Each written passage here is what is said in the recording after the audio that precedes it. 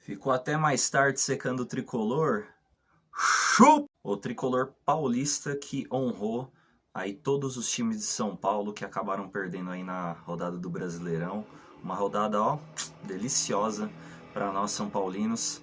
Arthur aqui na voz para comentar um pouquinho sobre a virada do São Paulo.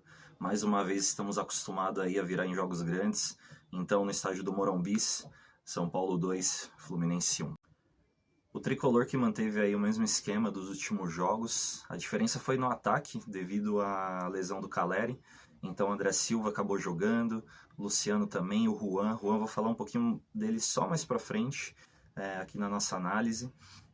De qualquer forma, também por outro lado, o Fluminense optou por descansar alguns jogadores, né, que ficaram aí no banco de reserva como opção.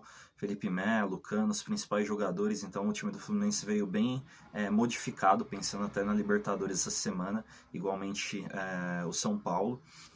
Na primeira etapa, o São Paulo, na minha concepção, dominou todas as ações, perdendo inclusive algumas boas oportunidades com o Rodrigo Nestor, com o próprio Juan, e aquela máxima do futebol, quem não faz, leva.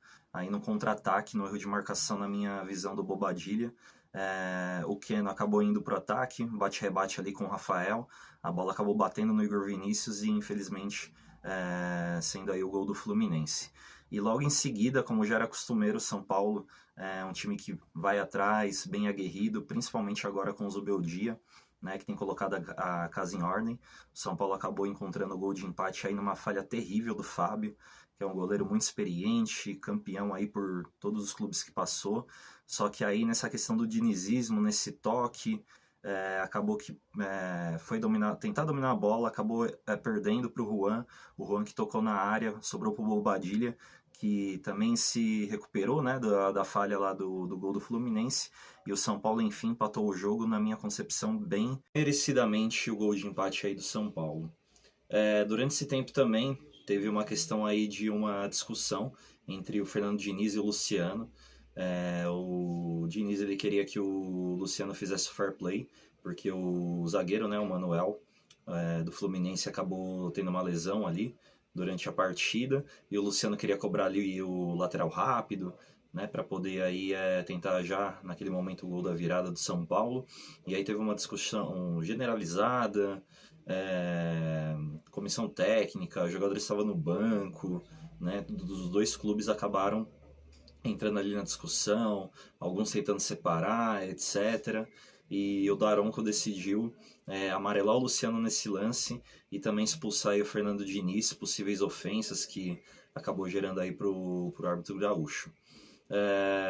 E aí na segunda etapa foi um jogo muito mais equilibrado, né? Acho que num modo geral foi um jogo muito bom de se ver, das duas equipes.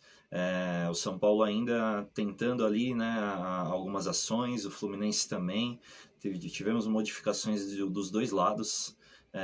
Pelo São Paulo aí a entrada do Eric, do Ferreirinha, do Galopo. Os dois times no total inclusive fizeram 5 substituições, uma coisa que muitas vezes é muito difícil, né, acontecer.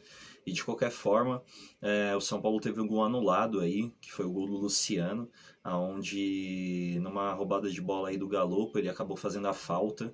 De início eu achei que foi um absurdo, né, ter dado a falta no lance, mas vendo o lance com muita calma, ali tem uma carga com o braço direito do Galopo em cima do jogador ali, que é o Lima.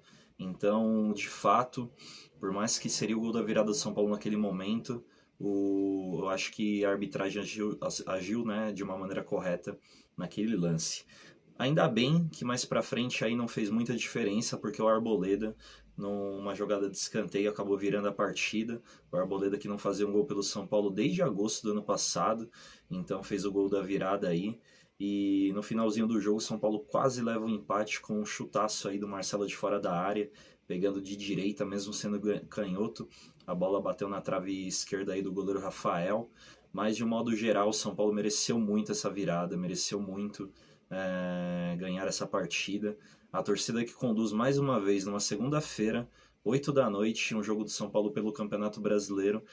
Colocamos aí quase 40 mil torcedores. E como eu falei no início do vídeo, né, falar um pouquinho do Juan, não é à toa que nós, torcedores de São Paulo, pega muito no pé. vejo em grupos que eu participo, até nas redes sociais de um modo geral, o Juan, por mais que nós torcedores, né, tenhamos um carinho muito bom pelos jogadores que são da base, só que o Juan, ele não se ajuda, ele não se ajuda. O Juan, ele foi responsável por uma boa vitória de São Paulo na Copa do Brasil contra o Águia de Marabá. Só que hoje, o Zubeldia deu mais uma oportunidade para ele com a ausência do Caleri, e hoje ele teve no mínimo 2 oportunidades para fazer um gol. Ele perdeu inclusive um gol ridículo ali no rebote de um chute na primeira etapa, onde ele tinha o canto esquerdo do Fábio, o canto direito, decidiu jogar em cima do Fábio a cabeçada, e as jogadas onde ele podia finalizar, realmente tentar o arremate, ele quer driblar, ou faz a jogada completamente errada. Então assim, Juan, se ajuda, pelo amor de Deus, a gente não aguenta mais criticar o Juan, assim.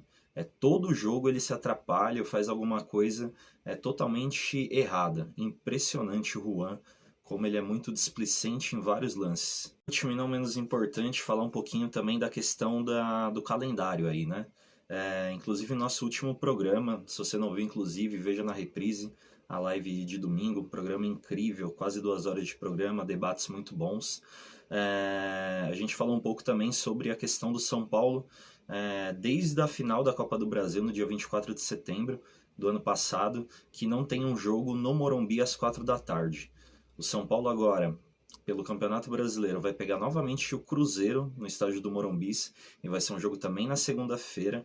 Antes disso, tem mais um jogo válido pela Libertadores, que vai ser na quinta-feira agora. Só que assim, as confederações ela tem que ter uma questão mais democrática em relação aos clubes. Não é porque eu sou São Paulino que eu estou dando minha opinião aqui a respeito do jogo, mas de fato é um absurdo aí desde setembro que o São Paulo não tem um jogo no seu estádio domingo à tarde. A gente sabe que, é horrível, jogo segunda-feira, a torcida ainda compareceu em peso, deu um espetáculo mais uma vez, como sempre, só que assim, é difícil, então assim, um pedido mesmo à confederação, de modo geral, rever toda essa tabela, não só para o São Paulo, mas de outros clubes também que possam ser prejudicados aí, tá bom? Então assim, galera, muito obrigado, se inscreva no canal, dê o like, compartilha com os amigos aí,